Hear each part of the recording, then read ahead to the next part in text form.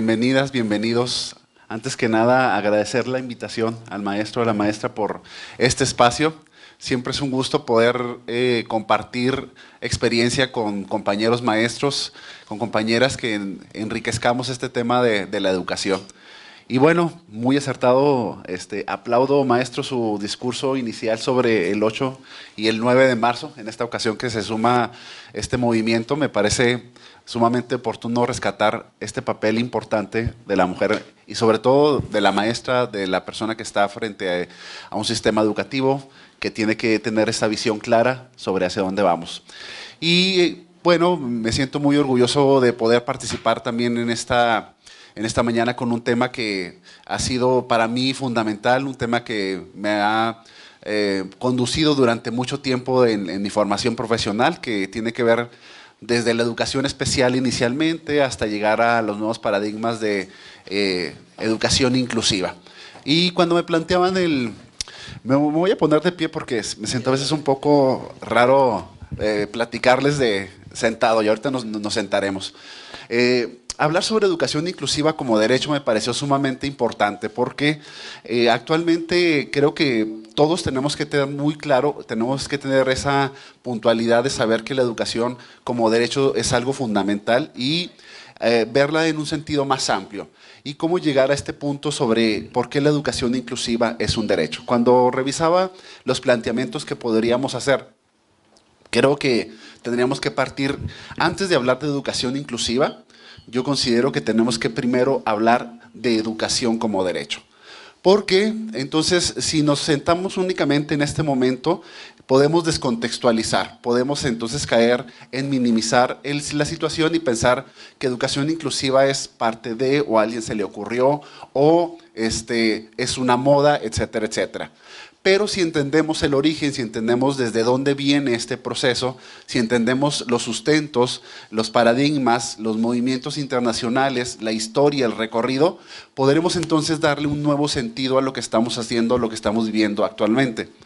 Por lo tanto, hablemos primero de educación como un derecho para poder después entender que la educación inclusiva es parte de esa educación y por lo tanto también viene siendo un derecho. Y me atrevería yo a pensar que los primeros intentos de poner en tela o poner por escrito que la educación es un derecho datan de 1948 con la Declaración Universal de los Derechos Humanos, ¿sí?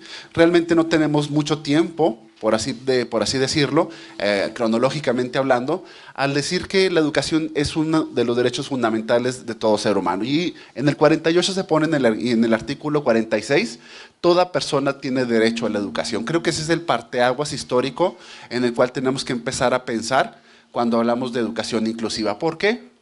Porque aquí ya se hablaba desde esta época, desde 1948, que la educación tendría por objeto el pleno desarrollo de la personalidad y el fortalecimiento de los derechos humanos. Y esto definitivamente pues viene a marcar las políticas, viene a marcar las situaciones internacionales, viene a marcar los acuerdos, viene a marcar las legislaciones, viene a marcar el desarrollo de planes, de programas, porque se empieza a permear esta visión de que la educación es un derecho y los derechos se adquieren y son universales. De aquí nos podríamos ir a otro momento histórico que sería la Declaración de los Derechos del Niño, que si bien es cierto, viene a reforzar la parte de los derechos universales, viene a centrar el tema de la infancia y el derecho que tiene cualquier individuo para recibir la educación. Algo que a mí me parece importante y que también viene a ser un parteaguas histórico es que en esta Declaración de los Derechos del Niño del 59 se empieza a contemplar por primera vez, ¿sí?, a los niños que sufren alguna discapacidad mental o física. Entonces, en este periodo, dicen, sí, todo es cierto, todos tenemos la educación como un derecho, pero también hay que centrarnos en aquellos que por alguna condición específica asociada a una discapacidad, también tienen derecho a la educación. Y esto, obviamente, podría ser como que el antecedente de lo que nosotros hemos conocido como educación especial, integración educativa, educación inclusiva. ¿Por qué? Porque ya se pone énfasis que independientemente de una condición, tendríamos que entonces que otorgarle a cualquier individuo, a cualquier niño, un sistema educativo como derecho. Entonces, la Declaración de los Derechos del Niño del 59, pues como les digo, realmente no estamos hablando de hace siglos, estamos hablando del siglo pasado apenas, Marca también un precedente importante y de ahí se confirma con la Convención de los Derechos del Niño del 89. En esta convención, el artículo 28, se refuerza todo lo que viene manejándose a nivel de políticas internacionales, podríamos llamarlo así. Todo niño tiene derecho a la educación y es obligación del Estado asegurarla, ¿sí?, por lo menos en la educación primaria gratuita y obligatoria. Esto también es importante porque definitivamente centra que las entidades gubernamentales, las entidades de cada nación, tendrían que estar ofertando los sistemas educativos y garantizar un sistema de educación gratuito para todas y para todos los alumnos, independientemente de la condición a la cual estén asociados. Esto podría ser, desde mi punto de vista, como que el antecedente más importante para poder entender por qué la educación es un derecho y de dónde se deriva todo este proceso que fue pensando en estas poblaciones que han sido vulnerables o que han sido de los grupos vulnerados porque presentan alguna condición específica asociada a la discapacidad. Entonces, tendremos que pensar primero en esta postura de la educación como derecho para poder después entender hacia dónde vamos. Con todos estos pronunciamientos que ustedes saben que se hacen desde los organismos internacionales como la UNESCO, como la ONU, como la UNICEF, etcétera, etcétera, se derivan otros sistemas, otros procesos de planteamientos importantes y me voy a esta parte que tiene que ver con la UNESCO y los movimientos de educación para todos. Educación para todos surge como una iniciativa en donde todos los países se suman a estos proyectos, por así decirlo, en donde se hace una revisión exhaustiva de los sistemas educativos. Educación para Todos lo que hace es evaluar los sistemas educativos a nivel internacional y dar recomendaciones en torno a lo que están sucediendo y en torno a lo que se está ofertando. Por lo tanto, la iniciativa Educación para Todos ha tenido 3 emisiones a lo largo de la historia y la primera se lleva a cabo en 1990, que también es un precedente importantísimo para entender lo que es la actual educación inclusiva. ¿Por qué? Porque en esta convención de Jomtien en Tailandia en 1990 de Educación para Todos se puso en evidencia que los grupos vulnerables, ¿sí?, o los grupos que estaban sufriendo marginación o segregación eran los grupos que estaban asociados a alguna condición específica. En este caso, se puso en evidencia que los sistemas educativos, por tradición, estaban segregando a aquellos alumnos asociados a alguna condición económica, alguna condición lingüística, alguna condición cultural, alguna condición asociada a la discapacidad. Y entonces es de aquí, de esta declaración sobre educación para todos y el marco de acción para satisfacer las necesidades básicas, donde se empiezan a generar a nivel internacional los movimientos de integración educativa. Si ustedes recuerdan, ¿sí?, no es al azar que en nuestro país una de las más grandes reformas que se vivió fue en 1992 con el Acuerdo Nacional para la Modernización de la Educación Básica. Esto concuerda con las recomendaciones que se hacen a nivel internacional. Recordemos que México está suscrito a todos los acuerdos internacionales, por lo tanto, pues de alguna forma tiene que responder a estos acuerdos internacionales. En Tailandia se hacen las recomendaciones a los países y se les dice, ¿sabes qué?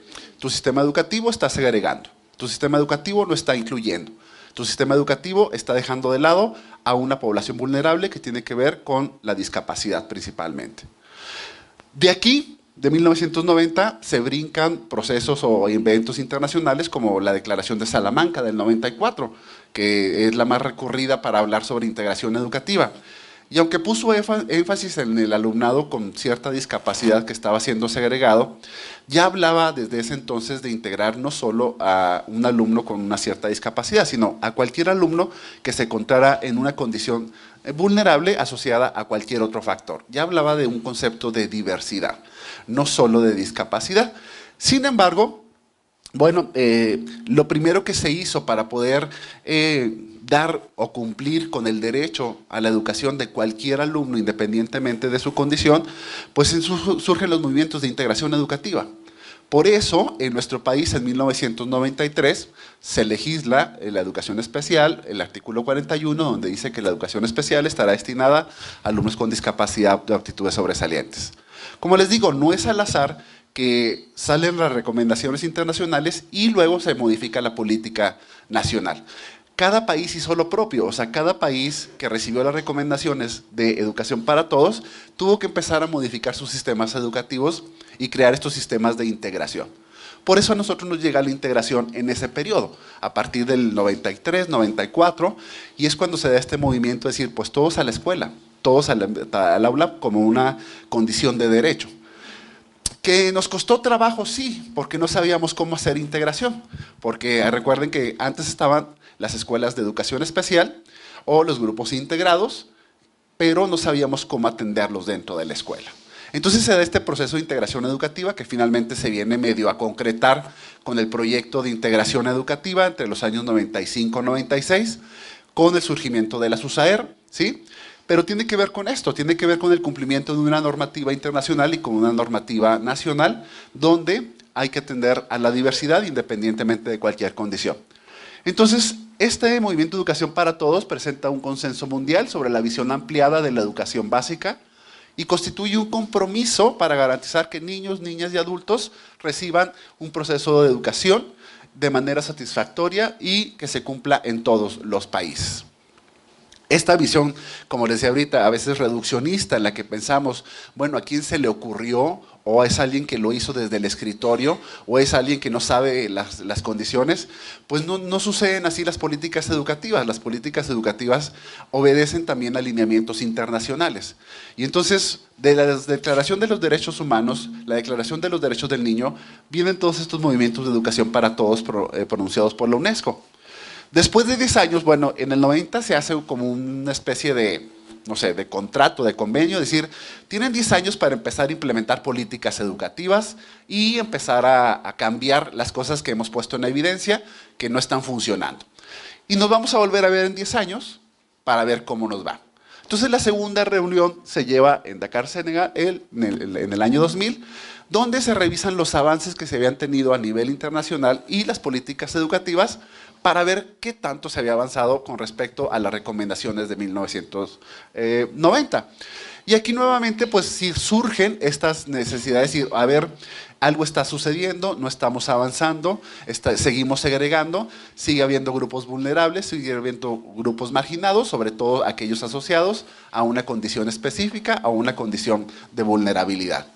Pero también surgen recomendaciones como por ejemplo, no estamos formando para la vida, no estamos formando para los enfoques universales y entonces surgen las recomendaciones de modificar, por ejemplo, las visiones de educación y recomiendan de alguna forma la implementación de los sistemas por competencias. Entonces tampoco resulta al azar que a partir de las recomendaciones del 2000 en nuestro país se vivan nuevamente otros procesos de reforma educativa. Y si recuerdan ustedes, pues entonces en esta década del 2000 empezamos con una nueva reforma educativa que empezó en preescolar 2004, secundaria 2006, primaria 2009, para concretar en un modelo 2011. Estas modificaciones tienen que ver con esto, tienen que ver con las recomendaciones que se hacen y con los enfoques que se están delimitando a nivel internacional por organismos internacionales como la UNESCO. De ahí, pues nuevamente se puso en evidencia y es aquí cuando se empieza a cambiar el paradigma que se había acuñado como integración educativa para cambiarlo a inclusión educativa. Aunque inclusión educativa realmente siempre se manejó desde 1990.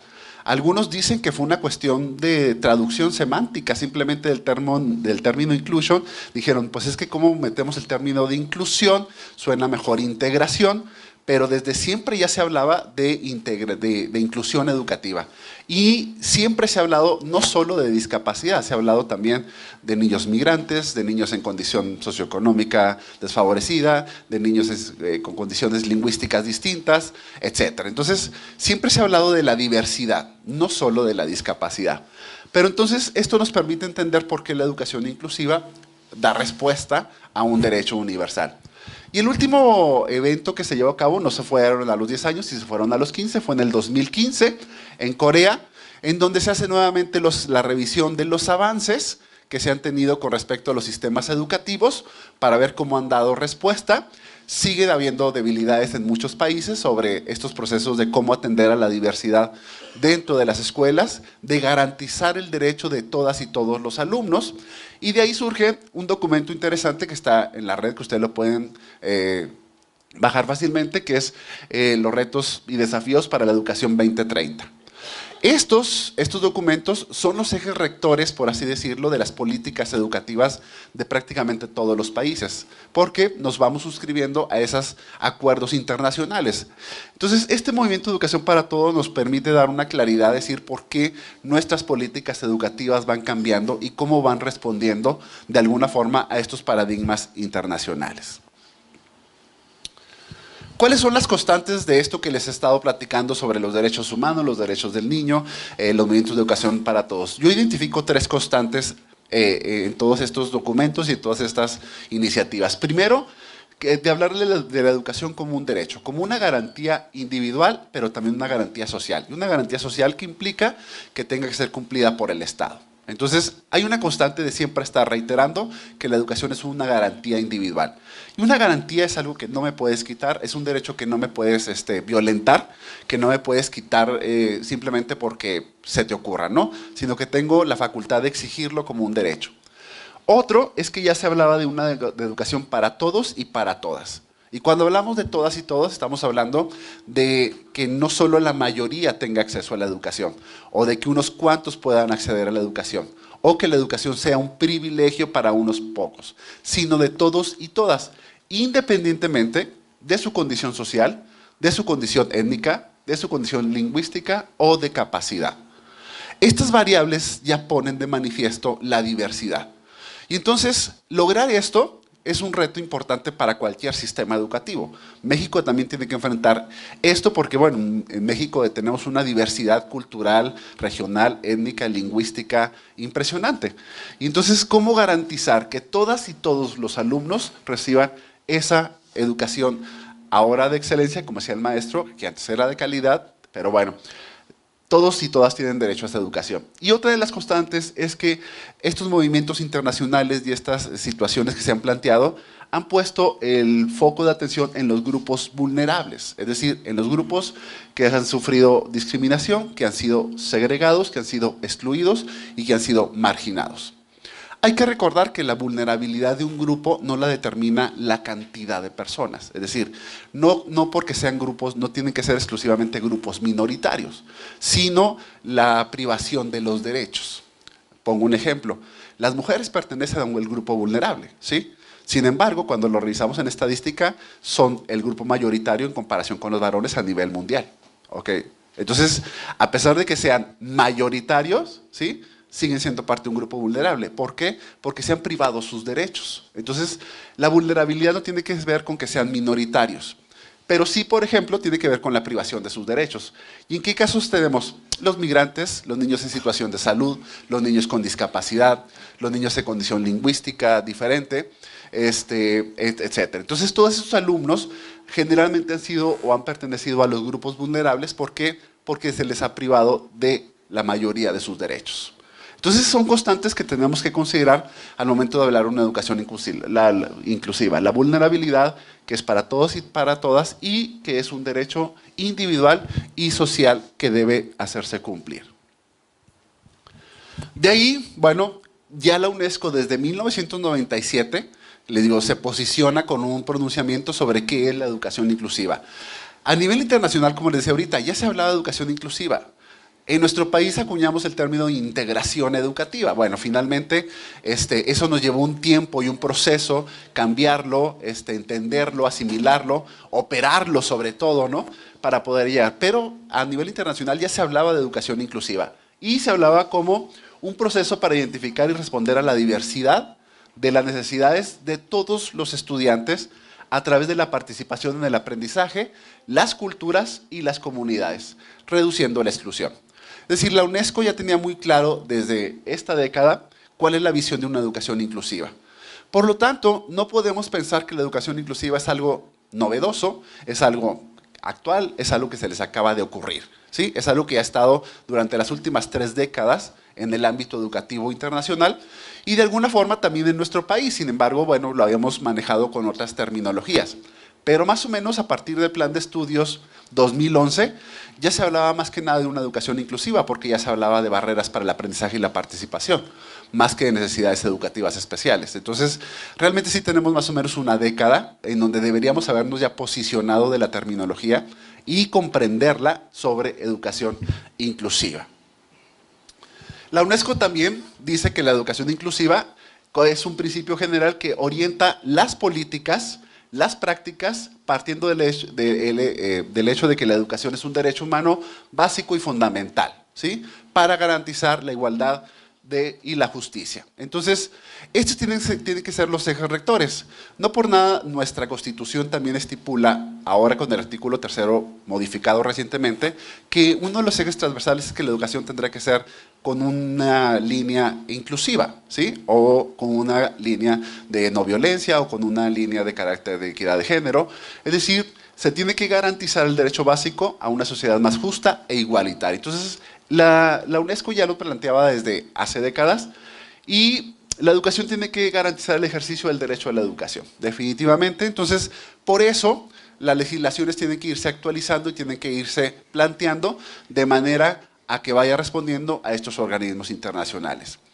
Esto es muy importante porque hay gente que dice que últimamente el ejercicio de los derechos parece ser que quisiera favorecer nada más a las minorías, ¿sí? Y que México, al estar suscrito, por ejemplo, a acuerdos internacionales, está perdiendo soberanía porque quiere hacer lo que la mayoría quiere, de alguna forma simple, ¿sí? Bueno, recordemos que entonces nuestro país se suscribe a estos acuerdos internacionales, pero sin perder la soberanía y sin perder la autonomía. Simplemente en acuerdo y en comunión con las visiones internacionales sobre educación en este caso. Este modelo, seguramente que ustedes ya lo han visto en infinidad de presentaciones, lo voy a retomar porque sabemos que por excelencia los sistemas educativos han sido excluyentes. Realmente la educación no surge como una oportunidad para todos. La educación era un proceso selectivo, la educación era un proceso, un mecanismo para selección, para discriminación incluso, y surge primero como procesos de exclusión. Pensemos en esas escuelas en donde no solo las personas con discapacidad no tendrían acceso a la educación, las mujeres no tenían acceso a la educación, las personas de color no tenían acceso a la educación, los hijos de los campesinos, los hijos de los obreros no tenían acceso a la educación. La educación era un privilegio principalmente para el clero, para la clase poderante y para los hombres. Entonces la educación surge como un mecanismo de segregación por naturaleza.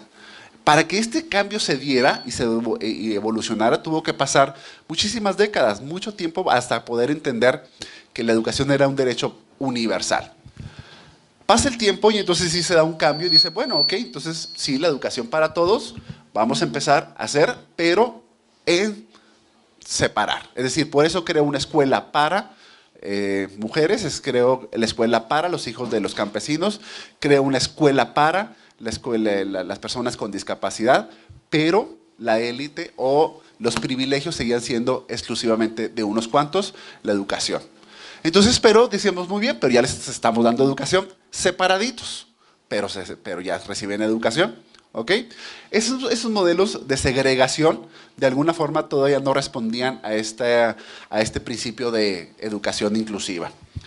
Después se entiende que llega un proceso de integración educativa, donde lo dicen, sí, todos en la misma escuela. A partir de estos movimientos de educación para todos, ya no podemos tenerlos separados y que vayan a la misma escuela, pero dentro de la misma escuela, pero separaditos, ¿sí? O sea, estamos juntos, pero no revueltos.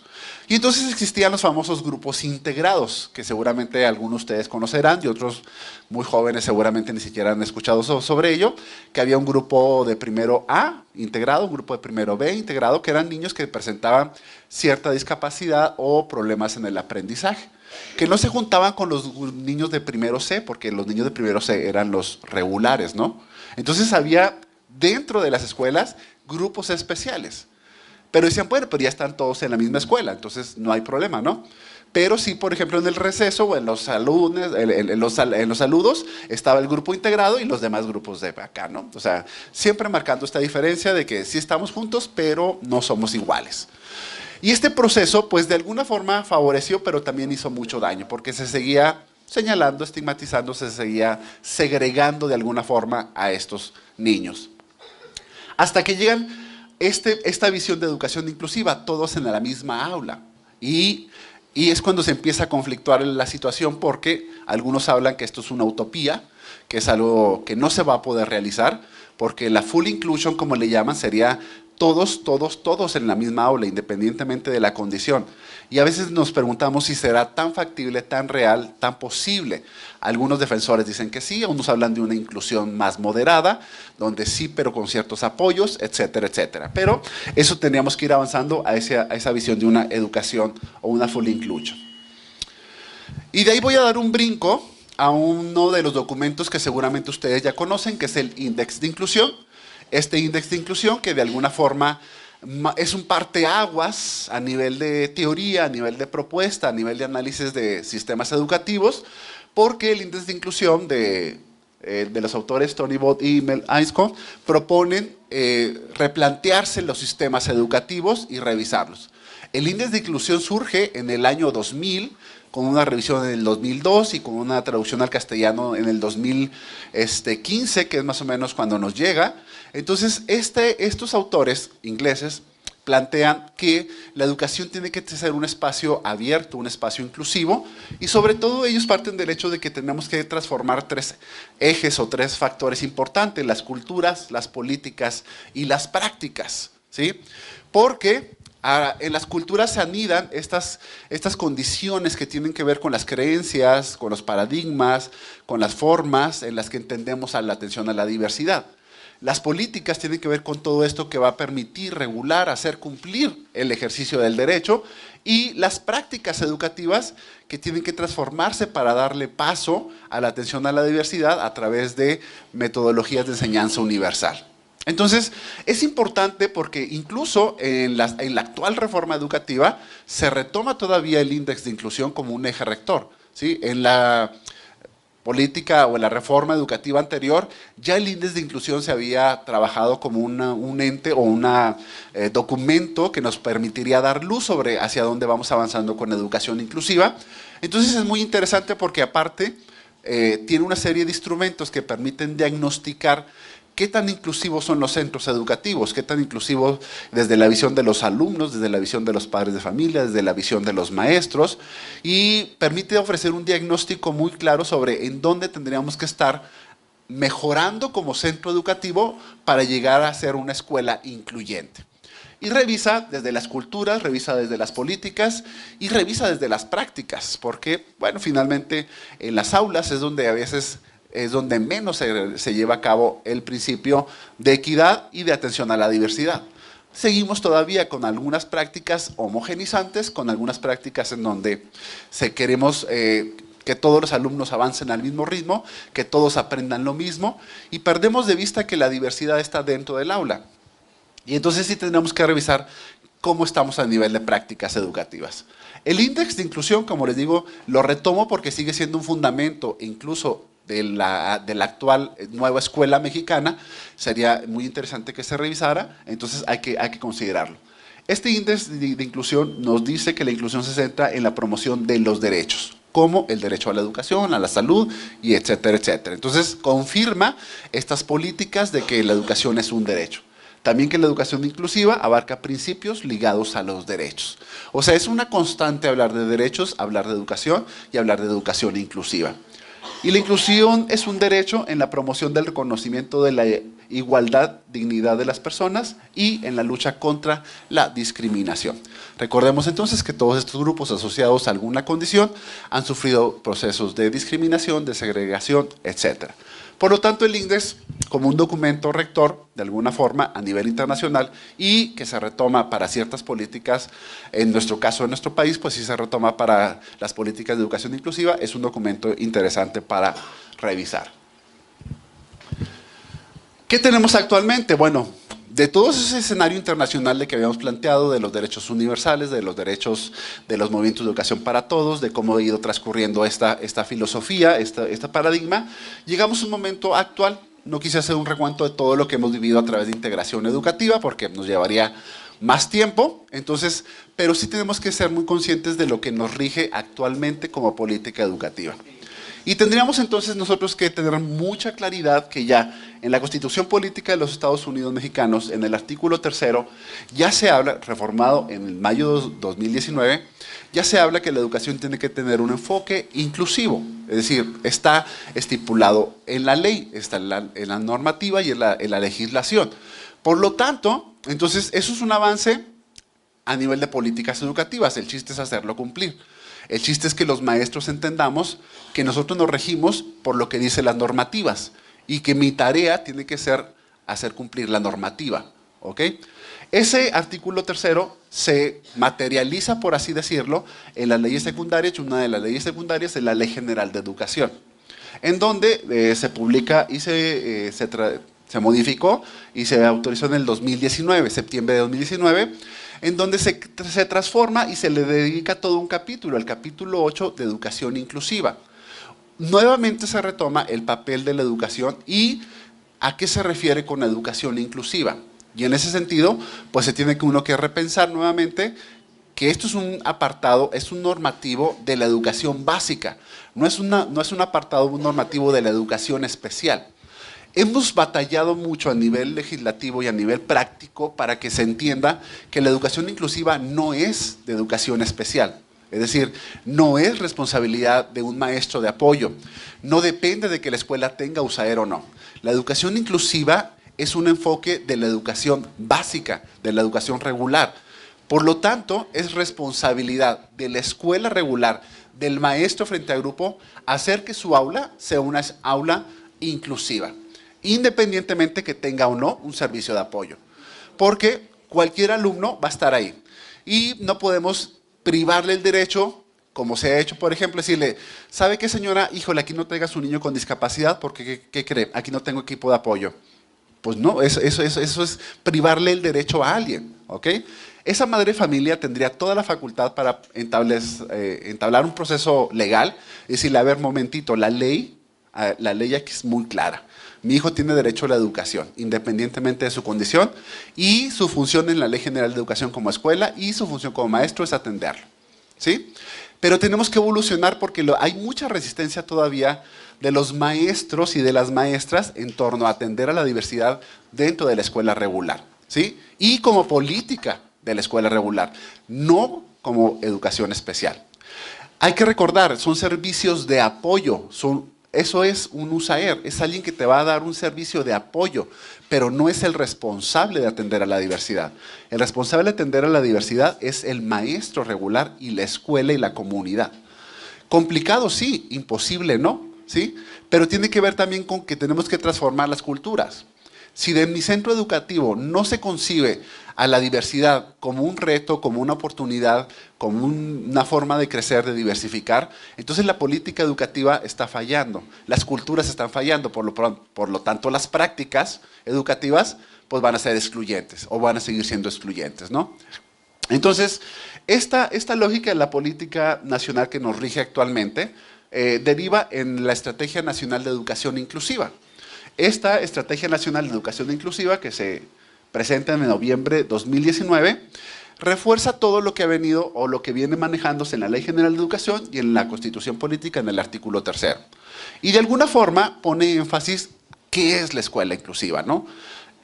Desafortunadamente, este documento parece que nuevamente quien lo ha leído únicamente es educación especial, cuando es educación regular quien debería leerlo, quien debería conocerlo, quien debería socializarlo al interior de las escuelas para entender de qué estamos hablando cuando hablamos de barreras para el aprendizaje y la participación, cuando hablamos de barreras estructurales, normativas y didácticas, cuando hablamos de cuál es el enfoque de la educación, cuál es el diseño universal del aprendizaje, cómo se atiende la diversidad en el aula. Entonces, la Estrategia Nacional de la Educación Inclusiva es un documento que te permite a la escuela plantear el escenario y decir, oiga, nosotros tenemos esta responsabilidad como centro educativo, independientemente, insisto, de que tengamos o no un servicio de apoyo o un servicio de educación especial.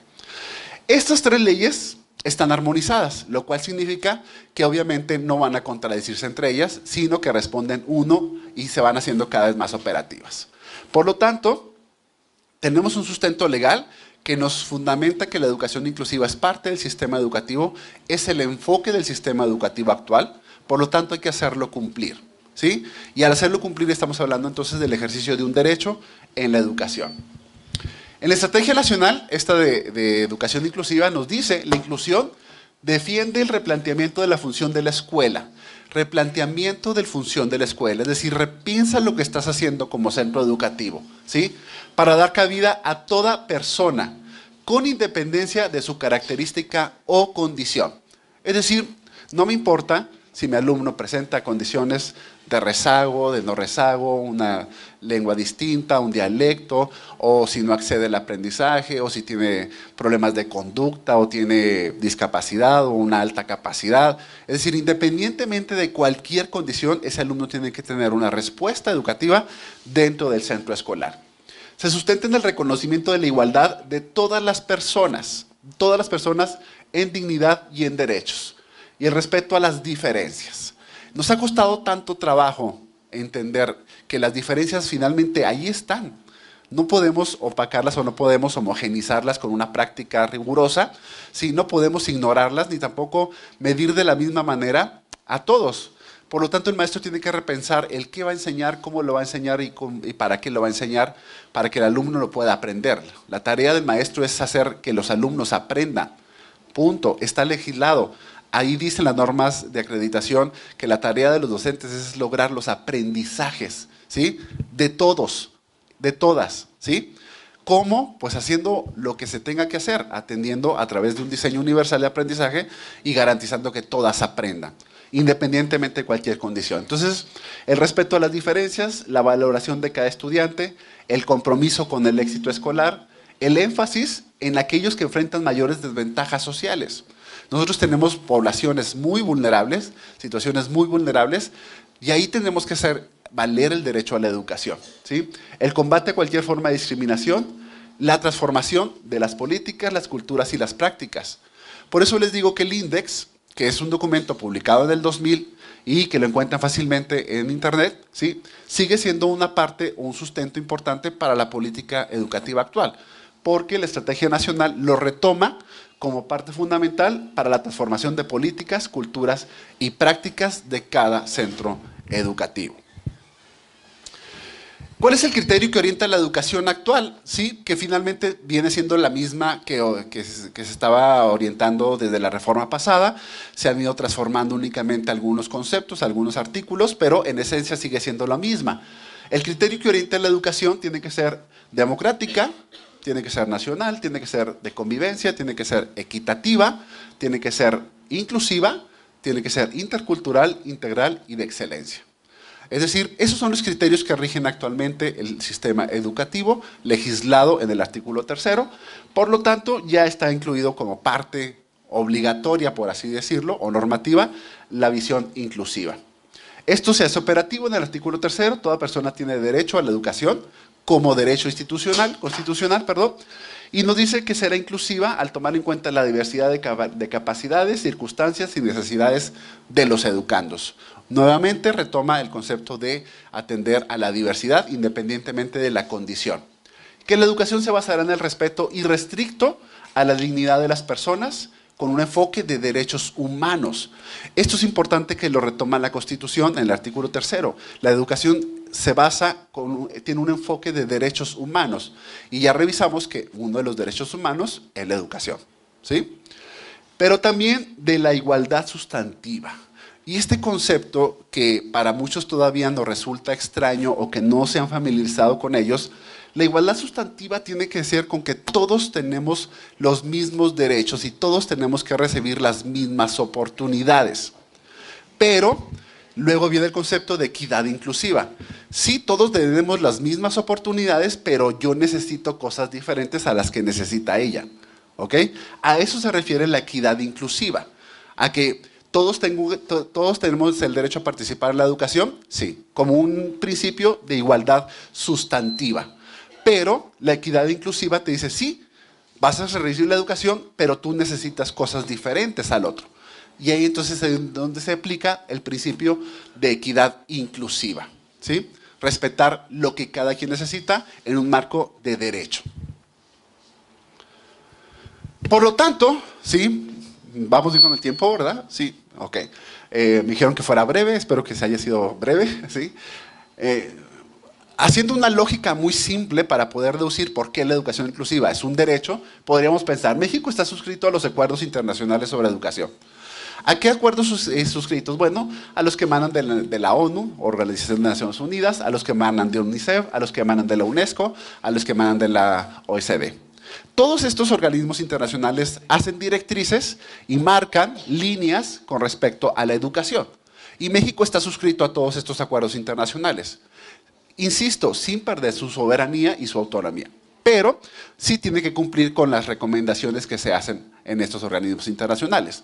Por lo tanto, si México está suscrito a todos esos acuerdos internacionales donde la educación es un derecho y la educación inclusiva es un derecho, entonces en México la educación es un derecho.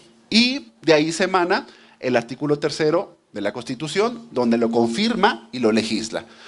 Lo primero que dice la educación como derecho, ¿sí? Es lo primero que dice el artículo 3º. Y de ahí se regula a través de la Ley General de Educación, en sus diferentes artículos, donde se confirma nuevamente que la educación es un derecho. En el artículo 3º se estipula que el docente tiene la responsabilidad del aprendizaje de todas y todos los alumnos, ¿sí? Y esto es muy importante. Si yo, como maestro, a mí me contrata el Estado mexicano para trabajar como maestro, tengo que saber qué espera el Estado mexicano de mí, ¿sí? ¿Y qué es lo que espera? Pues que yo logre el aprendizaje de todas y todos mis alumnos. Y nuevamente insisto, todas y todos son todos, no la mayoría, ¿sí? No los que sí pueden o los que me caen bien, sino todos y todas, independientemente de su condición.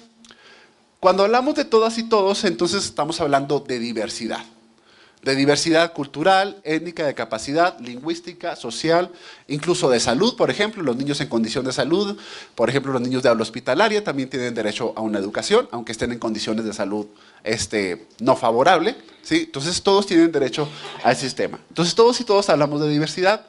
Cuando hablamos de diversidad tenemos que pensar en un marco de inclusión. Por lo tanto, la educación inclusiva es un derecho. Definitivamente. No hay vuelta de hoja con esta lógica, si ustedes quieren, muy reduccionista, para decir, bueno, ¿por qué la educación inclusiva debe ser considerada como un derecho? Y bueno, para finalizar, la educación les da a niñas, niños y adolescentes las habilidades y conocimientos para alcanzar su máximo potencial y ejercer sus otros derechos. Esta frase me interesa, ¿por qué? Porque si yo no proveo a todas y todos los alumnos la educación, es difícil que sin educación puedan ejercer o hacer valer los demás derechos que tienen. Entonces, la educación es un principio base, es un principio fundamental. Si yo limito o no hago valer ese derecho, estoy poniendo en vulnerabilidad a un individuo que seguramente no va a tener la posibilidad de exigir y hacer valer los demás derechos. Entonces creo que con eso me parece que podríamos cerrar más o menos la parte del diálogo, de la discusión sobre por qué la educación inclusiva es un derecho. Gracias.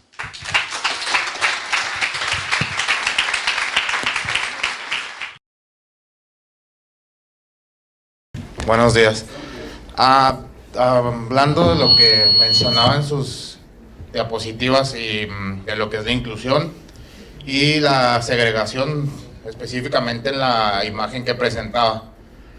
En el caso de los centros de atención múltiple, no se podría considerar todavía una escuela que segrega, porque en sí pues es una escuela que está diseñada específicamente para dar atención a alumnos con discapacidad múltiple, trastornos del espectro autista y que requieran adecuaciones altamente significativas al currículo, pero en sí, tomando en cuenta la imagen que presentaba, pues están separados de la educación regular. Así es.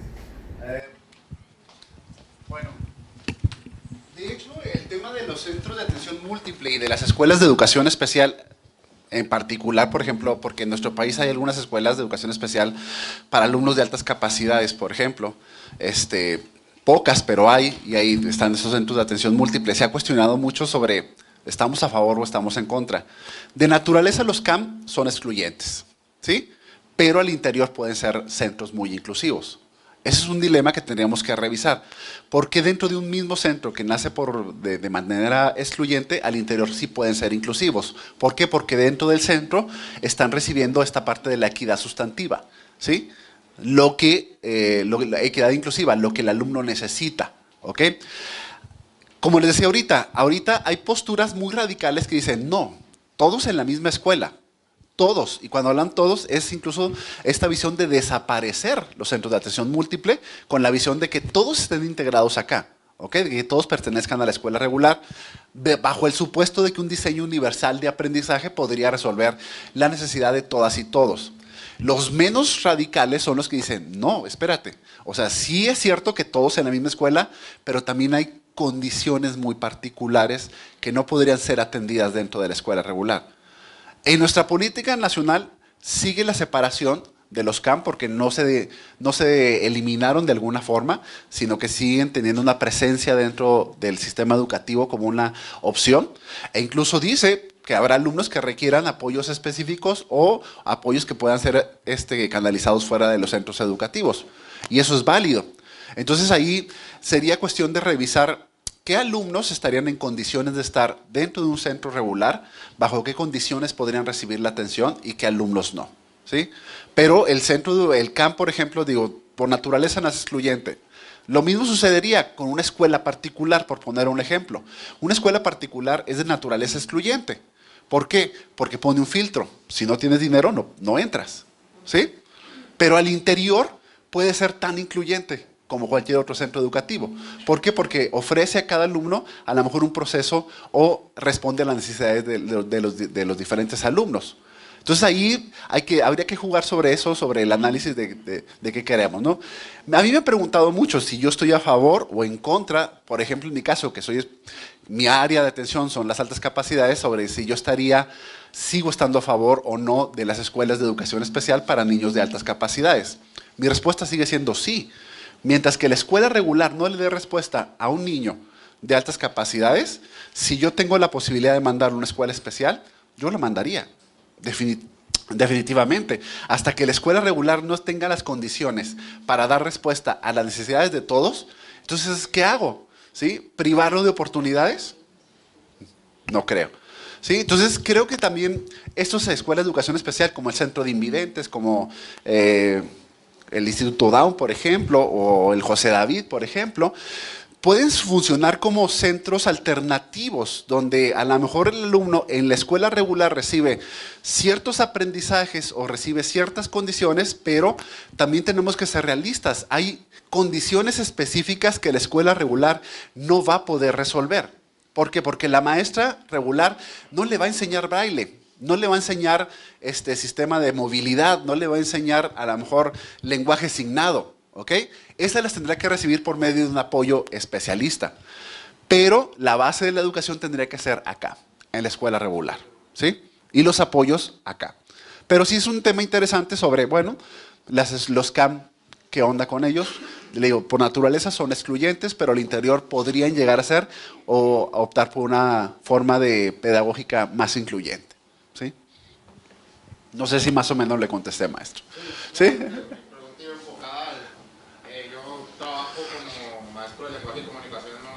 Ajá. Entonces muchas veces nos llegan alumnos que honestamente no tienen las condiciones para estar en la escuela regular todavía. O sea, no, como ustedes mencionaban, no se le puede dar la atención, no va a responder a sus necesidades. Entonces los padres ahora con esta jurisprudencia de que ya todos pueden ir a una escuela regular, ya se niegan a llevarlos a un CAM, que hablando de equidad inclusiva es algo que necesitan tal vez previamente para después ser incluidos en un sistema regular. Es que ahí la situación se complica porque ¿quién determina cuánto tiempo tendría que estar fuera de la escuela regular y cuánto tiempo no? O sea, yo sí creo que hay alumnos que tendrían que tener la oportunidad dentro de la escuela regular, porque también cuando revisamos los CAM, a mí me ha tocado ir a muchos CAM como parte de formadora de docentes que acompañaba alumnas de la licenciatura de educación especial. Y veías alumnos y dices tú, ¿qué está haciendo este alumno en CAM? ¿Por qué no está dentro de una escuela regular? ¿Sí? Pero si nos esperamos a que las condiciones sean las óptimas en las escuelas regulares, vaya, vamos a ser muy honestos, nos pasó la integración educativa 2 décadas, ya hay centros educativos en los que dicen, no logramos consolidar la integración y ya quieren que avancemos a la inclusión. Te tardaste 20 años en lograr entender la integración, o sea, en lograr las condiciones para una educación, para una integración educativa, Tampoco podemos esperarnos a que las condiciones se den en todas las escuelas. Imagínense, pues, o sea, se nos van a dar otros 20 años, ¿sí? Entonces sí hay que ver ahí esas condiciones. Maestra. Partiendo de eso, profe, en algún momento se manejaban ciertos criterios para que los niños pudieran asistir a la escuela regular. Una de ellas era, por ejemplo, el control de esfínter. Sí. Entonces, ¿hasta qué punto siguen estando vigentes los criterios o ya no? Pues mire, esos criterios no existen de manera normativa. Son acuerdos internos, son normativos menores, por así decirlo, que no están legislados. Entonces, operan en algunas partes, pero en otros no. Hay gente que no los conoce, pero otros no. Pero yo no conozco una ley o un artículo que me diga, el alumno que podrá ser integrado deberá reunir estas y estas y estas características. Entonces las hemos hecho, o los hemos hecho valer según nuestro criterio y según nuestro juicio, ¿sí? Entonces cada caso tendría que ser analizado de manera particular. Ahora, también en esta reforma hay que considerar que el papel de los padres de familia se volvió preponderante, porque ahora el padre de familia podrá decidir si desea o no desea integrar a su hijo a una escuela regular, ¿sí? Pero también es cierto que un padre de familia puede llegar a una escuela regular y decirle, mi niño presenta esta condición asociada al autismo. Necesito que la escuela gestione el equipo de apoyo, ¿sí? Y aunque la escuela no lo tenga, la escuela tendrá que gestionarlo, ¿sí? Eso también está estipulado en la normativa.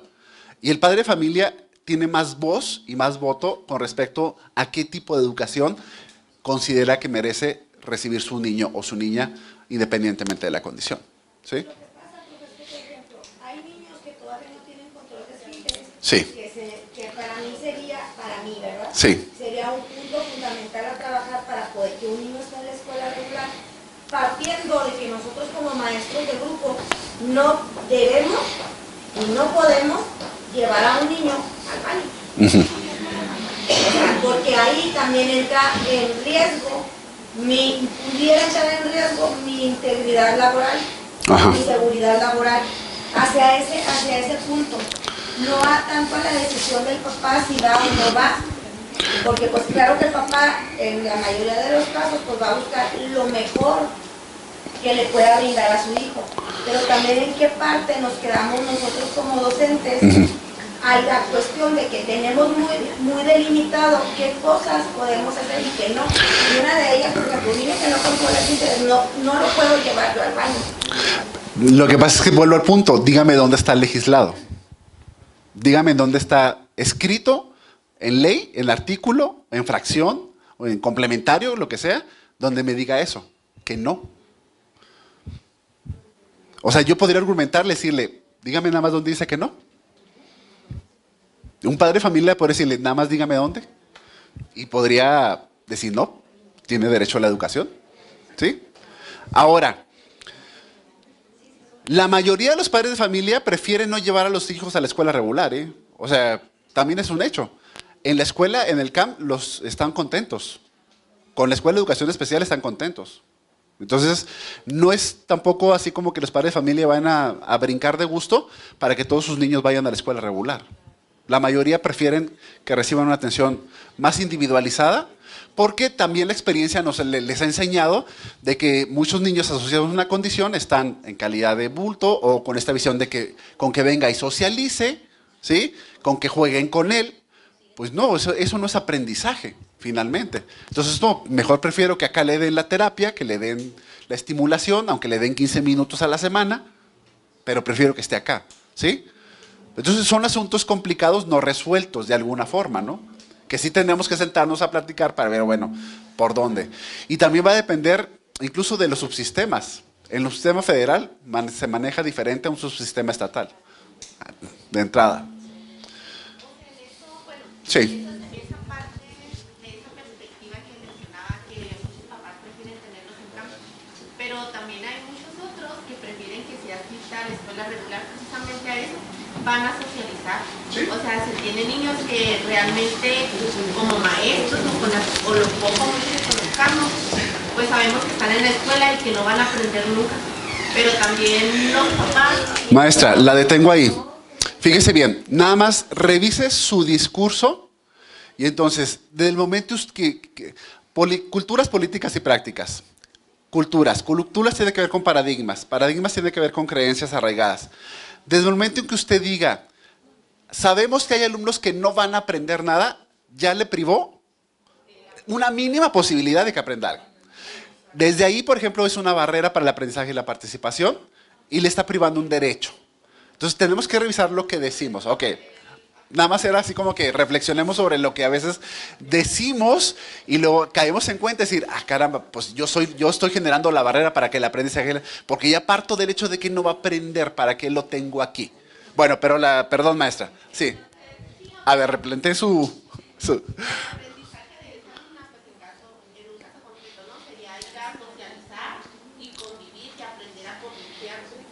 Ajá. Ok. Probablemente lo han logrado Sí. pero me refería ahorita tal vez simplemente malas palabras adentro. El aprendizaje en sí como lectura, no sé, escritura, académico, precisamente es algo que probablemente no lo logre alcanzar. Es que recuerde que hay aprendizajes indispensables, aprendizajes para la vida, aprendizajes socioadaptativos y los aprendizajes curriculares. ¿Qué es lo que usted quiere que ese alumno desarrolle?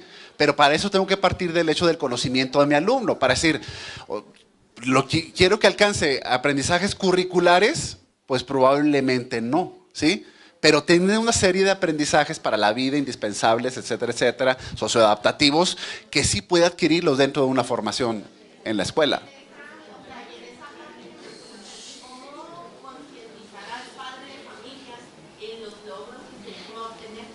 A lo largo de la escuela, porque como papás a lo mejor tenemos una perspectiva que queremos que aprendan mucho y no estamos viendo como que la realidad o la expectativa que nuestro hijo va a lograr. Ok. Ahí, recuerden que ahora hablamos de barreras para el aprendizaje y la participación. Estas barreras se generan en los actores y en los contextos. Entonces, desde el desconocimiento, las altas o bajas expectativas de los diferentes actores pueden generar una barrera. Yo tengo que empezar a trabajar para eliminar esa barrera. Y si el padre de familia es el que está generando la barrera porque tiene una alta expectativa o una muy baja expectativa, entonces tengo que empezar a trabajar también con ello. ¿Cómo? A través de la sensibilización, a través del informe, a través de una buena valoración, a través de la recopilación de evidencias, por ejemplo, que le permitan decir, oiga, a ver, tengo estas evidencias, pasa esto, sucede esto, ¿sí? Vamos a ser realistas en este proceso, trabajo conjunto, ¿sí? Entonces sí tenemos que identificar si la barrera está generando allá, y entonces cómo puedo hacer mi estrategia colaborativa con el centro, usted como maestra, con el centro educativo, con la comunidad, para empezar a erradicar o eliminar esa barrera, ¿sí? Maestro. Sí, dos cosas. Se habla tanto, bueno, usted lo mencionaba, desde hace tantos años se está hablando de todo este proceso. Sí. Entonces, desde la formación docente, no se da una atención especializada, a lo mejor sí a los contenidos y a tu función como maestro y demás, pero a todo el proceso de ser más individual con los alumnos, por ejemplo, en aspectos de trastornos, de síndromes, que no yéndonos a una discapacidad como tal, pero pues bueno, hay maestros que ni siquiera saben qué es un TDA, qué es un TDAH, ni cómo lidiarlo, ni cómo diagnosticarlo, o sea, es un niño inquieto y no sé qué hacer con él. Entonces hay muchos especialistas que mal diagnostican porque pues, están generando ingreso. Entonces ese niño está medicado cuando no debería estar medicado. Sí. Entonces hay maestros que no conocen como en los procesos de la neuroeducación o como una, no sé, funciones ejecutivas le puede ayudar a captar la atención del grupo. O sea, todo ese tipo de cosas, ¿por qué no se centran también en la formación de los docentes? Y luego otra cosa, ¿por qué no hay como tal un centro o un organismo que... Bueno, o sea, desde el nacimiento de los niños, desde sus aprendizajes, su habla y todo ese tipo de cosas, si hay deficiencias o si hay focos de alerta, porque no hay un organismo que le da seguimiento a ese niño. ¿Por qué tenemos que esperarnos hasta los 7, 8 años que se diagnostique un Asperger, que se diagnostiquen los otros tipos de cosas? Si desde mucho antes ya se pudo haber diagnosticado. Entonces estos casos, José David y demás, pueden recibir a todos esos niños desde mucho tiempo atrás. Y a lo mejor en un tercer, cuarto grado de primaria, el niño se puede integrar a una escuela regular y que no se ha visto como tal, como, pues es que ese niño a ver qué viene a hacer. Y entonces así había también una mejor cultura con los papás, porque si desde un principio, con un niño de 2 meses de nacido, él ya sabe que su condición de vida va a ser diferente, él ya se va a preparar, y todo su proceso va a ser distinto a alguien que se está enterando a los 10 años y que no sabe a dónde llevarlo, si va al campo, si va a un lado. Entonces se hablan de muchas cosas, pero desde ahí no sabe cómo hacia dónde llevarlo, ¿no? Entonces es como cuando alguien tiene una enfermedad, pues ve con este doctor, no, ya mejor vete con este sobador y él te va a curar. Entonces en ese caso los papás van en ese sentido, ¿no? No saben cómo, no hay alguien que los guíe para empezar. Entonces si son papás que desconocen totalmente el tema, pues ellos se van a ir a lo que los demás le digan, claro, porque no hay alguien que los guíe. Sí, bueno, planteaste varias cosas interesantes, maestro. Una de ellas sí, tiene que ver con la formación. Efectivamente, ningún maestro es todólogo, pero también es cierto que actualmente el acceso a la información es amplísimo. O sea, basta con que yo le ponga Down en el buscador y me salga desde Lila Down hasta síndrome Down, o sea, un montón de cosas, ¿no? O sea, tendría miles de páginas ya para informarme, pues tendría que buscar un especialista, tendría que buscar un apoyo, tendría que eso. O sea, también es cierto que el maestro ha entrado en una zona de confort en el sentido de que yo no soy especialista, yo salí de la escuela normal para niños normales, ¿sí? O sea, no, espérate. Tu responsabilidad es el aprendizaje de todos independientemente. Si yo tengo un alumno asociado a una condición en particular, pues mi compromiso es la reprofesionalización. O sea, no tengo que estarme, y se los digo porque me ha tocado vivir mucho tiempo este proceso, y entonces el maestro que dice, es que nadie ha venido a capacitarme. Entonces tu maestro, no te puedes estar esperando a que el sistema te resuelva el problema y venga a capacitarte, ¿sí? Porque por ética no puedes hacer esperar a tu niño, decir, niño, ahí aguántame tantito hasta que alguien venga y me diga qué hacer contigo. No se puede, ¿sí? Por cuestiones éticas, sociológicas, morales, lo que ustedes quieran. Pero sí es cierto, falta un problema y hay una desvinculación con la formación inicial de maestros. También es cierto, ¿sí? Porque en la formación inicial de maestros debería tener este enfoque de atención a la diversidad y entender la diversidad y conocer la diversidad, sin tener que llegar a ser un especialista. Ahora, para eso está la gente que estudió educación especial, para brindar el apoyo a la escuela regular. Independientemente que esté en esta escuela, ellos tendrían la función de decir, oye, tengo que buscar, me acerco a las autoridades de educación especial y decir, mira, ¿sabes qué? Presento un niño, necesito una orientación, ¿qué puedo hacer con él? El trabajo con los padres de familia. El por qué no hay un organismo que guíe a los padres de familia. ¿Qué te puedo decir? Pues sí, o sea, realmente sería un mundo muy ideal que tuviéramos un organismo que pudiera orientar desde edad temprana, así. Ahora, esta visión actual se centra mucho en que dejemos de focalizar la condición para pensar más en el contexto y en los entornos. Porque a veces los entornos y los contextos donde se generan las barreras para el aprendizaje y la participación son los que están causando más daño. El otro día tuvimos un congreso de educación inclusiva y hablamos mucho sobre las barreras y los contextos y los entornos, y hay que eliminarlas, y hay que identificarlas, si es el padre de familia, es tu metodología, no sé qué. Y uno de los comentarios de uno de los maestros decía, sí, todo muy bonito, pero a mí díganme qué hacer con un niño con autismo. Ok, ese maestro sigue con la visión de que el problema es el niño y que entonces tengo que trabajar con el niño nada más. Oye, maestro, no, espérate, te estoy diciendo que sí, la condición es importante atenderla y que seguramente va a requerir un ajuste razonable o una medida específica, que es lo que se maneja en la estrategia nacional. El ajuste razonable o la medida específica según sea el caso. Pero lo prioritario es que empecemos a ver los contextos para que estos contextos sean facilitadores, para que yo empiece a eliminar las barreras que se estén generando en el aula, en la escuela, en la familia, en la comunidad. ¿Sí? Entonces, si sigo muy preocupado por el diagnóstico psicométrico, psicopedagógico, logopedagógico, entonces me voy a seguir focalizando, es decir, hasta que no sepa exactamente qué neurona, qué cromosoma le está fallando al niño, no voy a hacer nada. Pues no, maestro, o sea, no lo necesitas, es más, ni siquiera lo vas a poder interpretar, el estudio neurológico, ¿o sí? Entonces, mejor empiezo a identificar las barreras que podría yo amortiguar, minimizar, para que este proceso de participación y aprendizaje sea más satisfactorio para mi alumno.